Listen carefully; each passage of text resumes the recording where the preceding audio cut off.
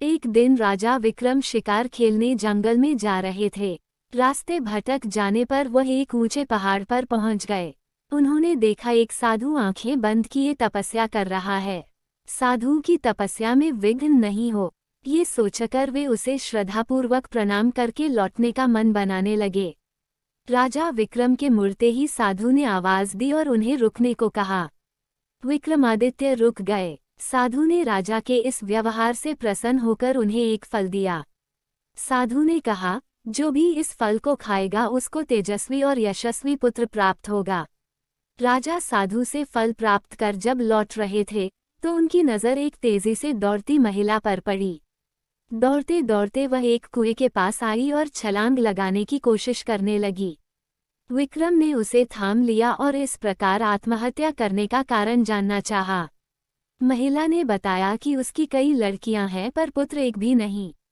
चूंकि हर बार लड़की ही जन्म लेती है, इसलिए उसका पति उससे नाराज है और गाली गलौज तथा मारपीट करता है। वो इस दुर्दशा से तंग होकर आत्महत्या करने जा रही थी। राजा विक्रमादित्य ने साधु वाला फल उसे दे दिया तथा आश्वासन दिया कि अगर उसका पति फल खाएगा तो इस बार उसे पुत्र ही होगा। कुछ दिन बीत गए। एक दिन एक ब्राह्मण विक्रम के पास आया और उसने वही फल उसे भेंट किया। विक्रम स्त्री की चरित्रहीनता से बहुत दुखी हुए। ब्राह्मण को विदा करने के बाद वे फल लेकर अपनी पत्नी के पास आए और उसे वह फल दे दिया। विक्रम की पत्नी भी चरित्रहीन थी और नगर के कोतवाल से प्रेम करती थी। उसने वह फल नगर कोतवाल को दिया ताकि उसके घर यशस्वी पुत्र जन्म ले। नगर कोतवाल एक वेश्या के प्रेम में पागल था और उसने वह फल उस वेश्या को दे दिया। वेश्या ने सोचा कि वेश्या का पुत्र लाख यशस्वी हो तो भी उसे सामाजिक प्रतिष्ठा नहीं प्राप्त हो सकती है। उसने काफी सोचने के बाद ये निष्कर्ष निकाला कि इस फल को खाने का असली अधिकारी राजा विक्रमादित्य ही है। उसका पुत्र उसी की तरह योग्य और सामर्थ्यवान होगा तो प्रजा की देखरेख अच्छी तरह होगी और सभी खुश रहेंगे। यही सोचकर उसने विक्रमादित्य को वह फल भेंट कर दिया। फल को देखकर विक्रमादित्य ठगे से रह गए। उन्होंने पड़ताल कराई तो नगर कोतवाल और रानी के अवैध संबंध का पता चल गया। वे इतने दुखी और खिन्न हो गए कि एक दिन राजा विक्रम शिकार खेलने जंगल में जा रहे थे। रास्ते भटक जाने पर वह एक ऊंचे पहाड़ पर पहुंच गए। उन्होंने देखा एक साधु आंखें बंद किए तपस्या कर रहा है।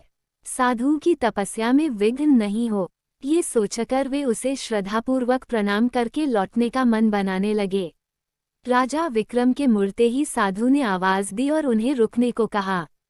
विक्रमादित्य रुक गए। साधु ने राजा के इस व्यवहार से प्रसन्न होकर उन्हें एक फल दिया। साधु ने कहा, जो भी इस फल को खाएगा उसको तेजस्वी और यशस्वी पुत्र प्राप्त होगा। राजा साधु से फल प्राप्त कर जब लौट रहे थे तो उनकी नज़र एक तेजी से दौड़ती महिला पर पड़ी। दौड़ते दौड़ते वह एक कुएं के पास आई और छलांग लगाने की कोशिश करने लगी। विक्रम ने उसे थाम लिया और इस प्रकार आत्महत्या करने का कारण जानना चाहा। महिला ने बताया कि उसकी कई लड़कियां हैं पर पुत्र एक भी नहीं। चूंकि हर बार लड़की ही जन्म लेती है, इसलिए उसका पति उससे नाराज है और गाली गलौज तथा मारपीट करता है। वो इस दुर्दशा से तंग होकर आत्महत्या करने जा रही थी। राजा विक्रमादित्य ने साधु वाला फल उसे दे दिया तथा आश्वासन दिया कि अगर उसका पति फल खाएगा तो इस बार उसे पुत्र ही होगा। कुछ दिन बीत गए। एक दिन एक ब्राह्मण विक्रम के पास आया और उसने वही फल उसे भेंट किया। विक्रम स्त्री की चरित्रहीनता से बहुत दुखी हुए। ब्राह्मण को विदा करने के बाद वे फल लेकर अपनी पत्नी के पास आए और उसे वह फल दे दिया। विक्रम की पत्नी भी चरित्रहीन थी और नगर के कोतवाल से प्रेम करती थी। उसने वह फल नगर कोतवाल को दिया ताकि उसके घर यशस्वी पुत्र जन्म ले। नगर कोतवाल एक वेश्या के प्रेम में पागल था और उसने वह फल उस वेश्या को दे दिया।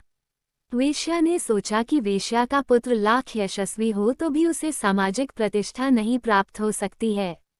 उसने काफी सोचने के बाद ये निष्कर्ष निकाला कि इस फल को खाने का असली अधिकारी राजा विक्रमादित्य ही है।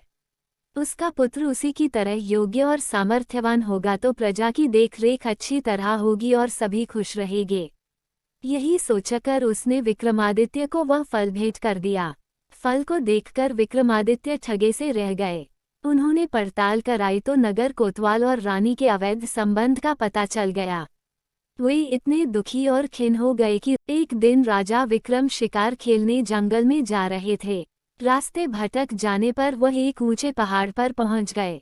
उन्होंने देखा एक साधु आंखें बंद किए तपस्या कर रहा है। साधु की तपस्या में विघ्न नहीं हो, ये सोचकर वे उसे श्रद्धापूर्वक प्रणाम करके लौटने का मन बनाने लगे। राजा विक्रम के मुड़ते ही साधु ने आवाज दी और उन्हें रुकने को कहा।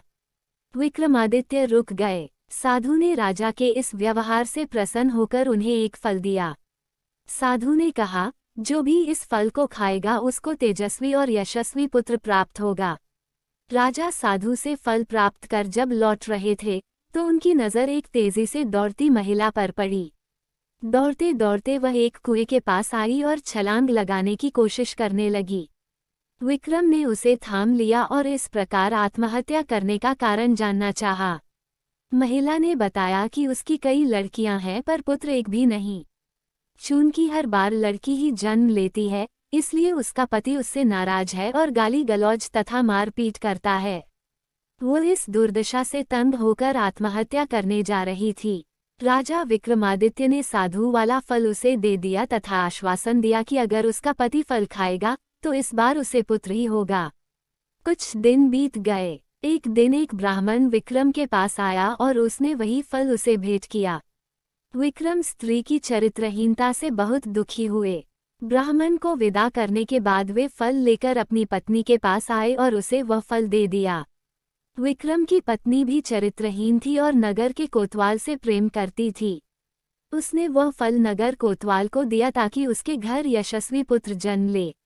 नगर कोतवाल एक वेश्या के प्रेम में पागल था और उसने वह फल उस वेश्या को दे दिया। वेश्या ने सोचा कि वेश्या का पुत्र लाख यशस्वी हो तो भी उसे सामाजिक प्रतिष्ठा नहीं प्राप्त हो सकती है। उसने काफी सोचने के बाद ये निष्कर्ष निकाला कि इस फल को खाने का असली अधिकारी राजा विक्रमादित्य ही है। उसका पुत्र उसी की तरह योग्य और सामर्थ्यवान होगा तो प्रजा की देखरेख अच्छी तरह होगी और सभी खुश रहेंगे। यही सोचकर उसने विक्रमादित्य को वह फल भेंट कर दिया। फल को देखकर विक्रमादित्य ठगे से रह गए। उन्होंने पड़ताल कराई तो नगर कोतवाल और रानी के अवैध संबंध का पता चल गया। वे इतने दुखी और खिन्न हो गए कि